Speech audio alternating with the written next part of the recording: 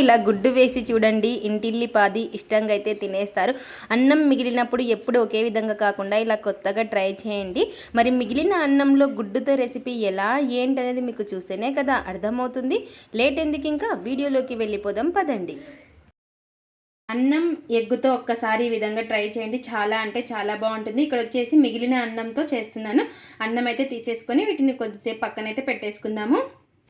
ఒక mixie jar అయితే తీసేసుకొని అందులోకి కొద్దిగా కొత్తిమీర, అలాగే కొంచెం పుదీనా, అలాగే ఒక 4 వెల్లుల్లి రెబ్బలు కూడా వేసుకోవాలి. ఇలా పొట్టు తీసేసుకొని వేసుకోవాలి.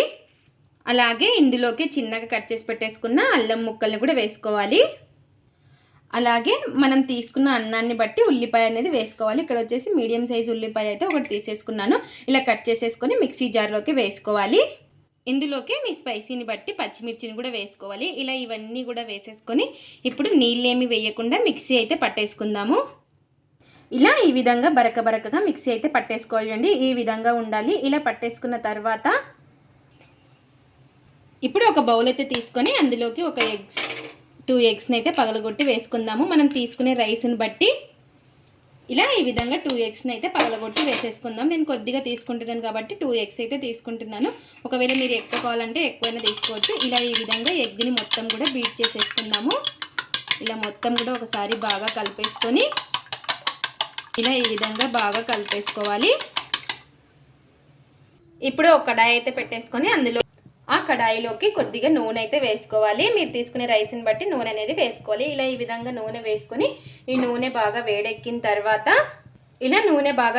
తర్వాత ఇందులోకి జీలకర్ర, చెక్క, లవంగ, ఒక యాలకుల కూడా వేసేసుకొని మనం మిక్సీ పట్టి పెట్టేసుకున్నాం కదా, ఈ పేస్ట్ని అయితే వేసేసుకోవాలి. ఇలా ఈ పేస్ట్ వేసేసుకొని మొత్తం కూడా కలిపేసుకుందాము. ఇలా ఇదంతా కూడాను బాగా కలిసేలాగా కలిపేసుకోవాలి. ఇలా ఈ పచ్చి వాసన పోయే వరకు మగ్గించేసుకుందాము.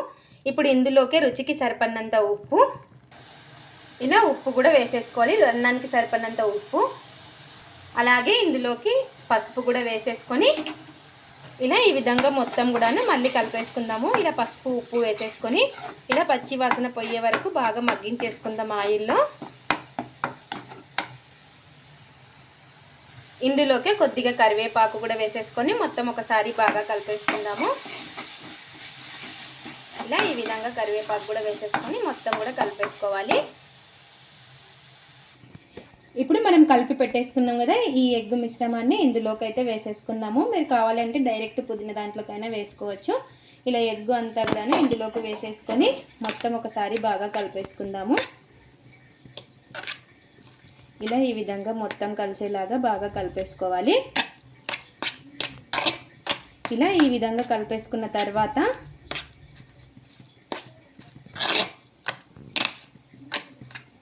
ఇప్పుడు మనం మగ్గించి పెట్టేసుకున్నాం కదా, ఈ అన్నము ఇదంతా కూడాను ఇందులోకి అయితే వేసేసుకోవాలి. ఇదంతా కూడాను ఇలా వేసుకొని మొత్తం కూడాను కలిసేలాగా కలిపేసుకోవాలి. ఇదంతా కూడాను కలిసేలాగా మొత్తము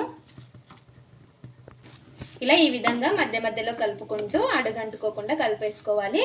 ఇలా బాగా మనకి ఎగ్ అంతా కూడాను ఫ్రై అయిపోయిన తర్వాత ఇంకా లాస్ట్లో కొంచెం ఇందులోకి కొద్దిగా ధనియాల పొడి,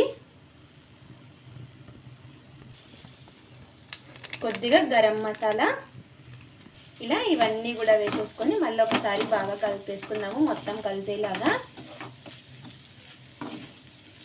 ఇలా అన్నం మనకి పొడిగా అయ్యే వరకు బాగా కలిపేసుకోవాలి. కలిపేసుకొని కొద్దిసేపు మగ్గించేసుకుందాము.